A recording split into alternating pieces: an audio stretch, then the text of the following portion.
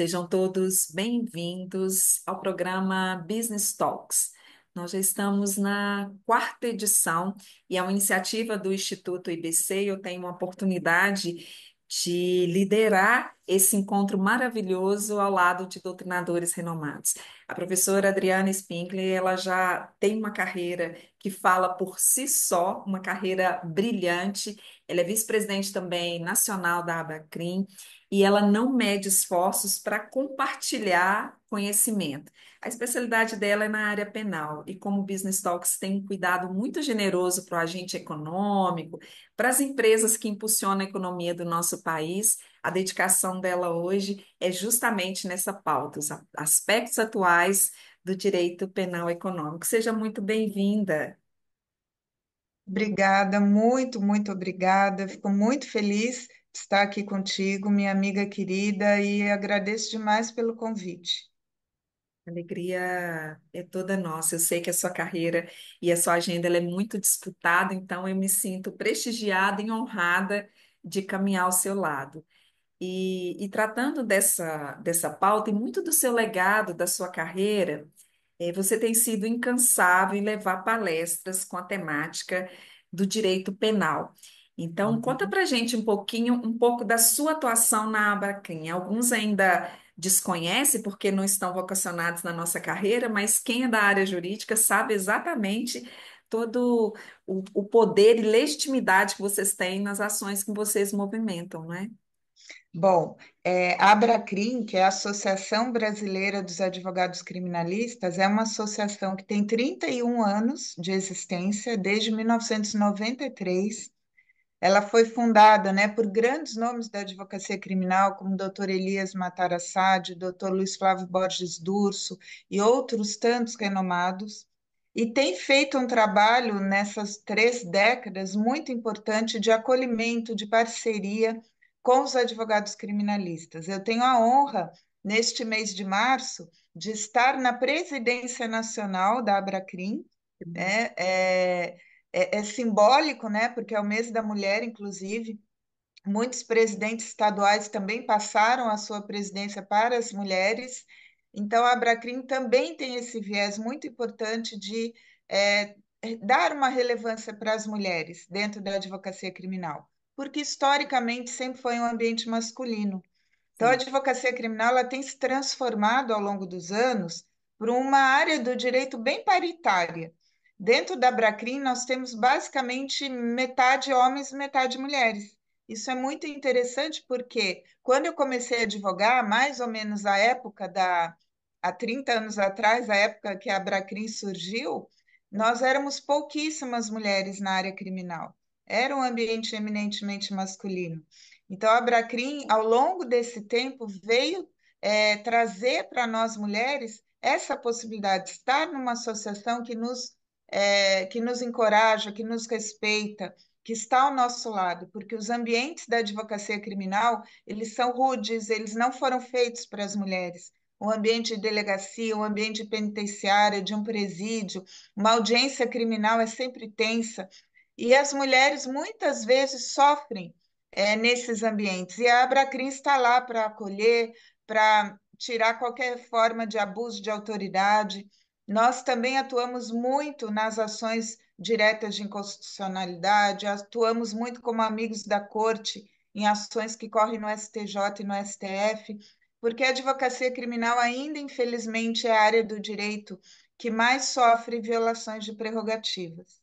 Então, nós andamos de mãos dadas com a AB nessa questão, para tentar minimizar o máximo possível dos problemas dos nossos associados no Brasil inteiro, porque nós estamos exatamente no Brasil inteiro. É muito relevante a sua fala.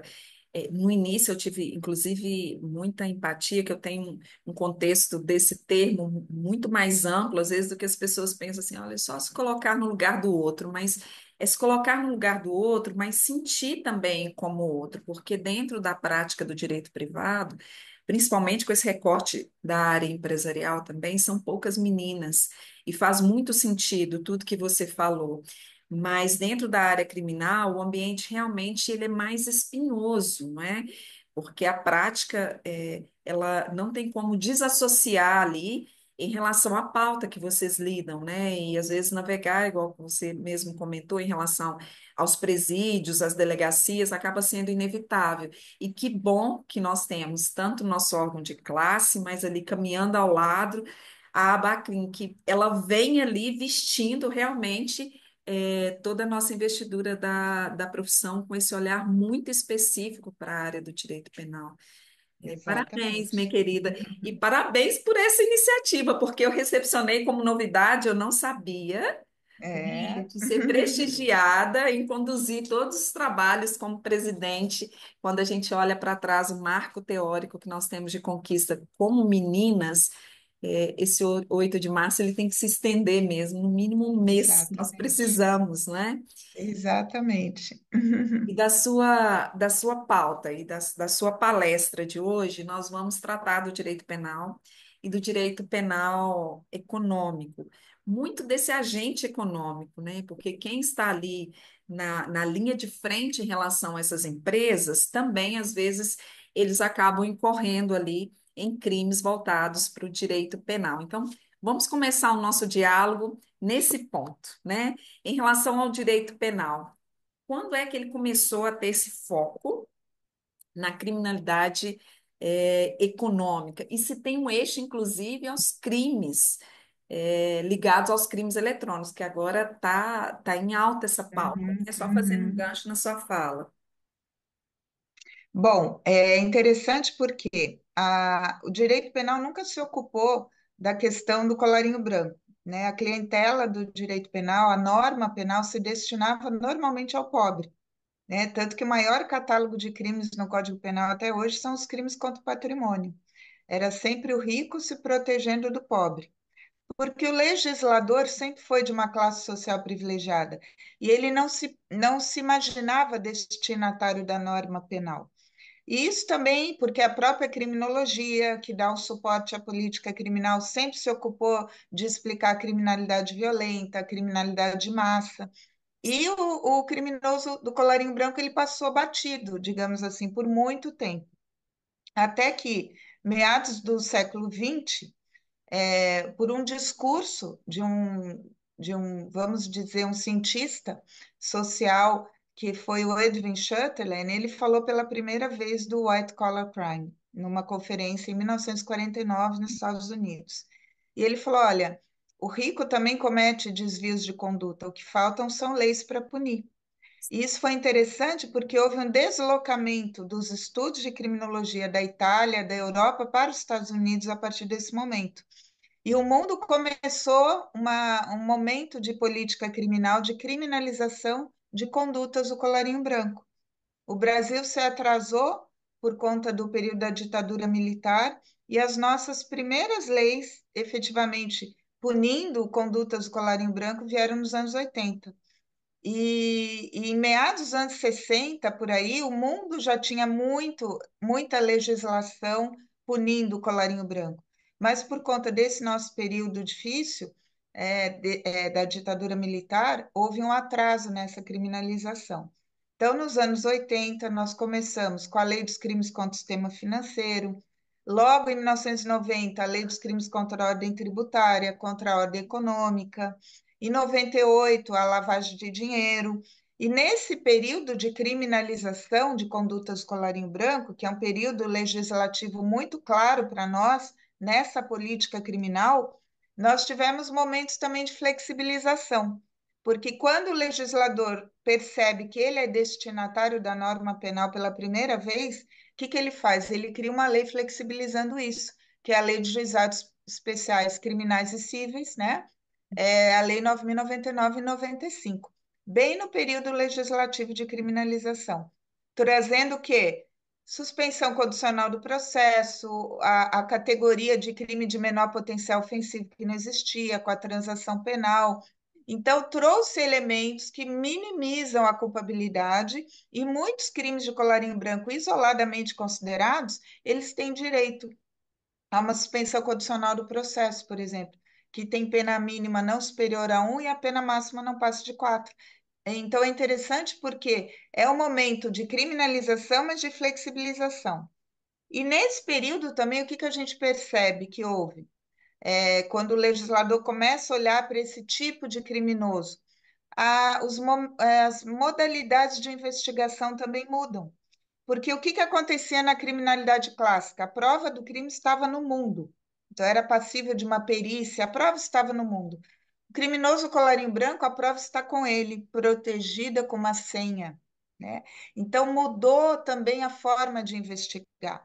E aí, nesse período, nós tivemos o quê? A lei de interceptação telefônica, que é amplamente utilizada para obtenção de prova, a lei que trata da quebra de sigilo bancário, que veio também nesse período legislativo, ou seja, a gente percebe que foi um momento invasivo do Estado na esfera da intimidade e da privacidade para que pudesse ter uma obtenção de provas. Então, esse olhar do direito penal para esse tipo de criminoso trouxe junto toda uma flexibilização de garantias constitucionais na investigação, aquela ideia que o interesse público prevalece sobre o interesse privado, e nós temos visto isso daquela época até hoje de forma muito contundente, muito forte. Gostei muito. Faz muito sentido e você foi bem generosa em relação à linha do tempo. É, primeiro que a sua investidura da profissão, a sua oratória já fala por si só. E você tem Uhum. uma carreira também na docência. Seu mestrado é aqui no Brasil e o seu doutorado que você está fazendo é um Em doutorado que tem um eixo com Portugal. direito comparado lá em Portugal. E como que você vê assim o nosso país com a legislação que a gente sempre está aquém, né? Nós precisamos de mais em relação a outros países assim da sua linha de estudo.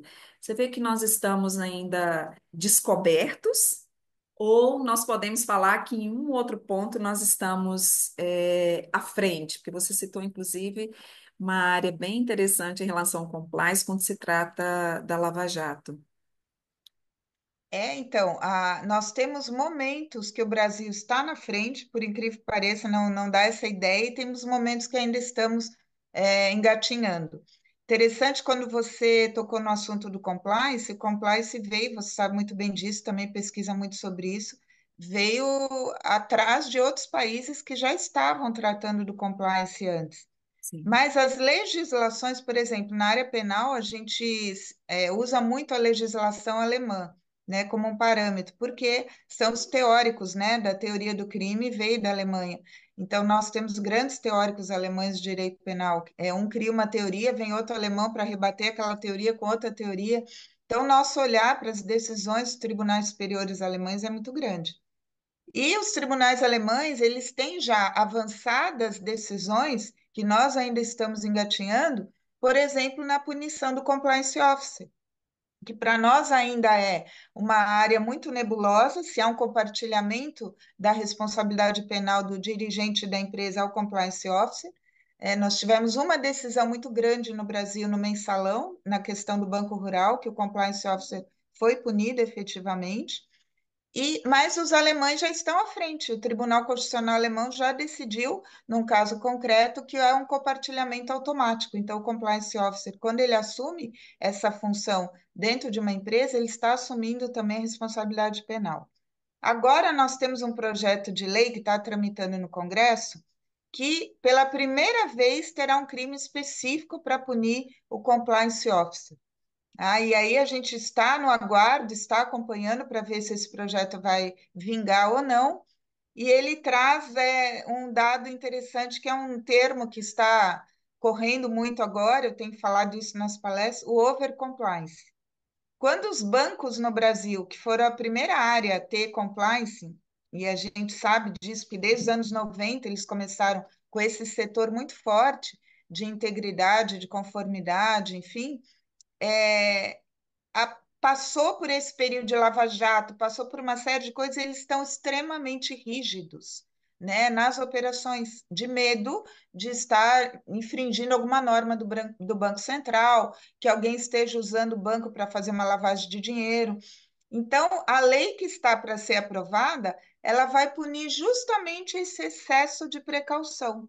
Então, o setor de compliance do banco, dependendo da pessoa que estiver investida ali, ele pode ser responsabilizado criminalmente pelo excesso, tá? Por não dar crédito, não deixar abrir uma conta, quem está respondendo um processo, quem tem algum processo, não é só processo criminal. A lei trata de vários tipos de processo que a pessoa pode estar vinculada no âmbito da justiça e isso frear que ela tenha acesso às políticas financeiras do Estado através dos bancos.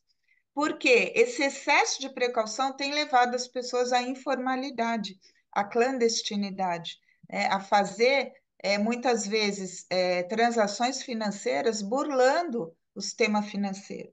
Então, isso é uma coisa interessante que a gente está ainda engatinhando e vamos ver no que vai dar. Se esse projeto vai vingar ou não de criminalizar o overcompliance. Eu vou ficar na torcida, porque nós precisamos realmente, né? Quando se fecha uma janela, parece que abre uma fresta assim no teto, e eles tentam de alguma forma burlar. Então, Uhum. um projeto realmente essencial. Dentro da nossa atuação no direito empresarial, o nosso código está muito ultrapassado. De 1850 só tem o direito marítimo, e para uma mineira que sou aqui, nós nem temos mar.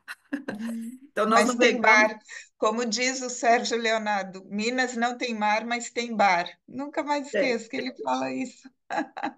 E quando você vier para Minas, eu vou estender tapete vermelho para Obrigada, te minha querida. receber. E nós Uhum, lidamos muito com a legislação especial. E quando tem carência, né, e você uhum. deve exercer também dessa forma, nós buscamos da fonte em relação aos princípios, né? E aí, você falando um pouco do direito alemão, a gente vê isso muito forte, inclusive, por lá. Você também verifica esses desafios quando você tem que atuar no direito penal econômico em relação à legislação, ela não está tão acessível assim, ter tanta legislação especial? Exatamente. Nós não temos nenhum crime relativo ao direito penal econômico no Código Penal. Que é uma tendência mundial. A Espanha teve uma reforma penal uns anos atrás e todos os crimes foram para o Código Penal, porque é o certo, né? Porque essa legislação esparsa, ela atrapalha, ela causa dúvidas. E na parte do direito penal econômico, nós temos uma gama de legislações esparsas, tá? Inclusive na questão da investigação, totalmente legislações esparsas. Isso compromete muito o entendimento a meu ver, compromete inclusive que sejam aplicadas as normas da própria parte geral do direito penal, da teoria do crime, e aí a gente acaba entendendo que o direito penal econômico acaba formando um microsistema dentro de um sistema de justiça criminal. Porque além de ter uma legislação muito esparsa, está sujeito a normas regulatórias do Estado. Então, a gente tem um direito regulatório atuando também. As normas do Banco Central, elas mudam muito, né? As cartas circulares, as normas. Quando a gente vai para um direito concorrencial, penal, quando a gente fala em formação de cartel, que está na Lei 8.137, quando a gente chega lá para um direito regulatório, nós temos muitos regulamentos que as empresas devem seguir nesse momento de compartilhar informações, de se unir, enfim, de fazer uma fusão. Então, é um emaranhado de leis, e a gente sabe que esse emaranhado de leis compromete muito a eficiência da própria justiça Sim. e acaba por tirando muitas vezes do foco, né, a percepção da sociedade sobre esse tipo de criminoso.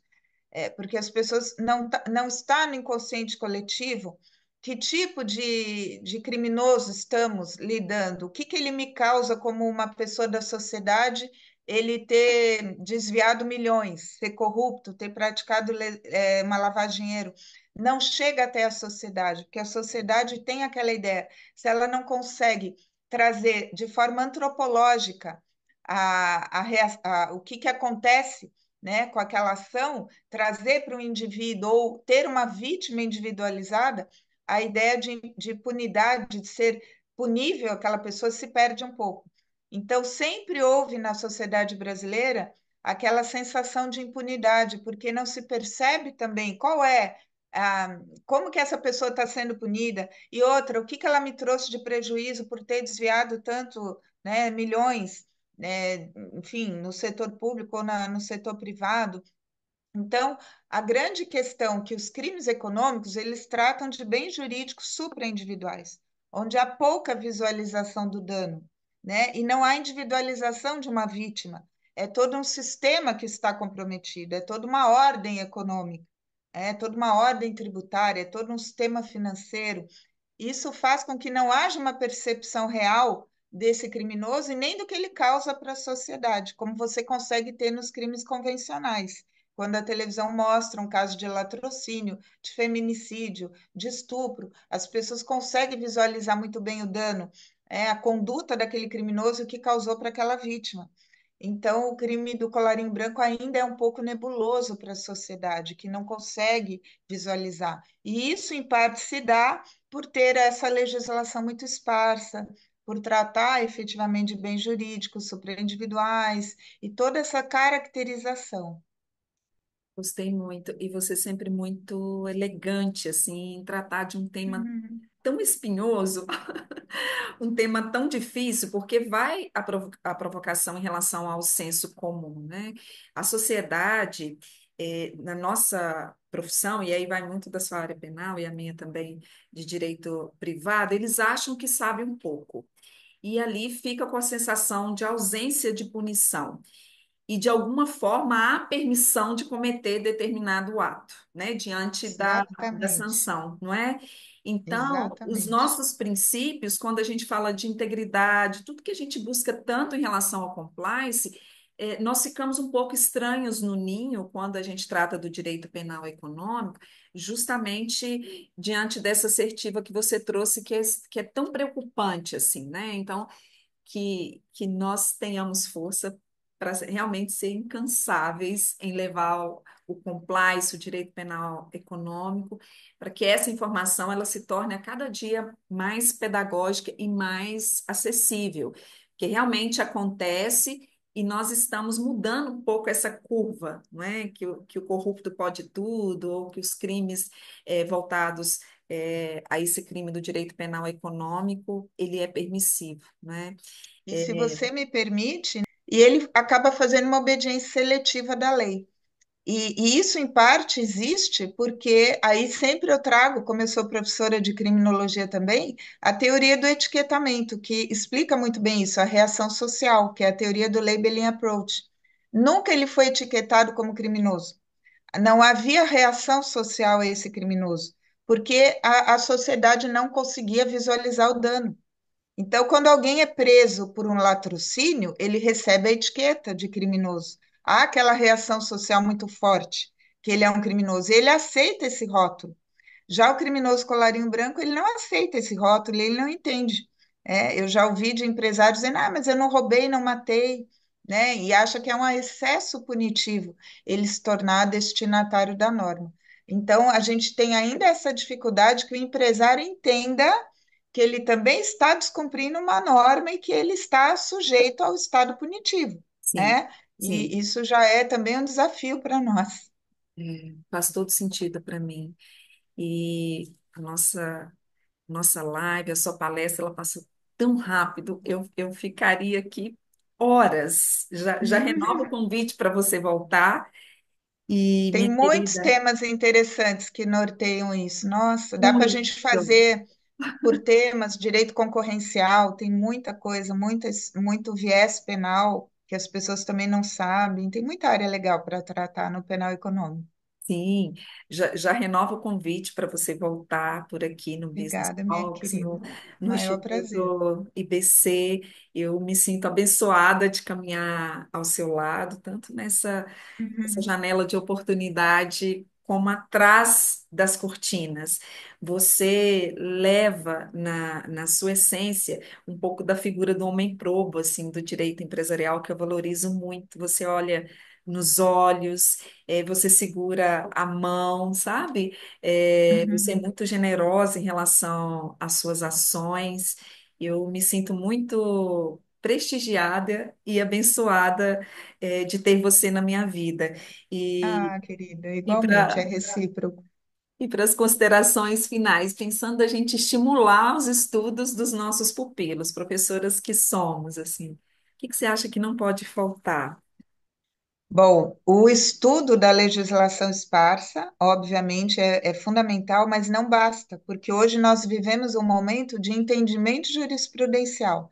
Então, não adianta a lei expressamente falar algo e o entendimento do STJ ou do STF ser diferente, ou de um tribunal regional federal. Nós temos aqui na minha região, porque eu sou de Santa Catarina, nosso TRF4 em Porto Alegre tem decisões assim absurdas que você pensa que interpretação que é essa, né, da lei, da interpretação da lei penal. E muitas vezes estamos à margem do arbítrio, porque a legislação penal econômica, ela tem também algumas falhas na elaboração dos tipos. Muitos tipos genéricos que ferem a taxatividade e dão muita margem à interpretação. E esse é o perigo no direito penal. Quando a lei não fala e fica à margem da interpretação, fica à margem do arbítrio. Então, uma dica que eu poderia dar para os alunos, para quem quer advogar na área criminal empresarial, é estar muito atento aos entendimentos dos tribunais. Tanto os tribunais de justiça, os TRFs da vida, o STJ, e principalmente o STF. Sensacional. Sensacional. Estou te aplaudindo muito, muito entusiasmada. Aprendi com você. Anotei, olha. Ah, que bom. Obrigada, querida. Uma alegria te reencontrar. Muito obrigada.